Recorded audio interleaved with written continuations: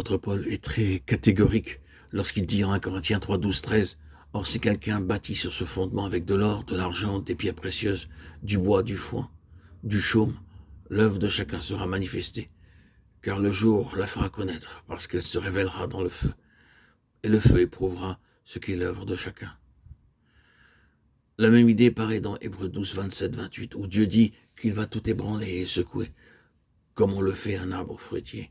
Toutes choses seront secouées, même les cieux et les étoiles seront ébranlées. Pourquoi secouera-t-il les cieux? Parce qu'il doit faire paraître l'existence de son royaume inébranlable, inchangé et éternel.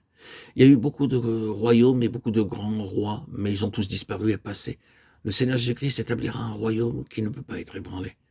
De la même manière, nos travaux seront aussi secoués par le Seigneur. Tout ce qui n'est pas pour l'éternité ne pourra pas tenir.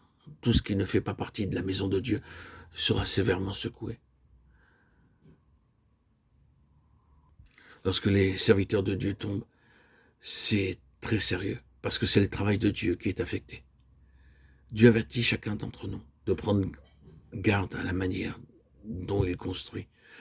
Nous ne pourrons pas simplement prêcher l'évangile sans nous sentir responsables des conséquences de la prédication de cette parole. Beaucoup de gens ne comprendront pas la pleine signification des avertissements qui nous sont donnés.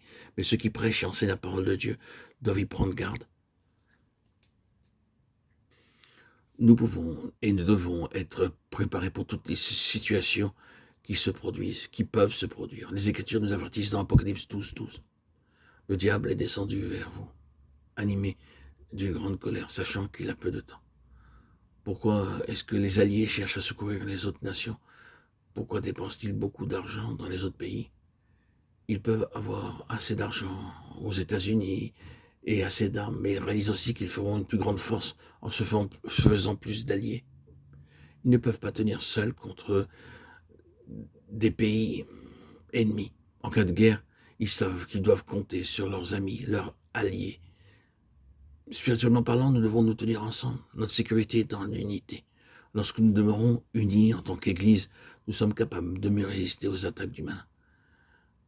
Vous ne pouvez pas résister seul. Dieu peut vous utiliser puissamment. Et nous pouvons remercier Dieu pour cela.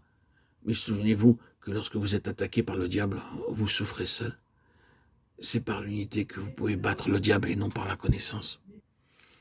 Pas plus par les miracles, la science, les richesses ou par aucune autre richesse, par aucune autre chose, mais en se tenant ensemble dans l'unité, dans la puissance de Dieu. Frères et sœurs en Christ, bien-aimés, auditeurs, auditrices, l'unité est notre force. C'est une arme spirituelle puissante.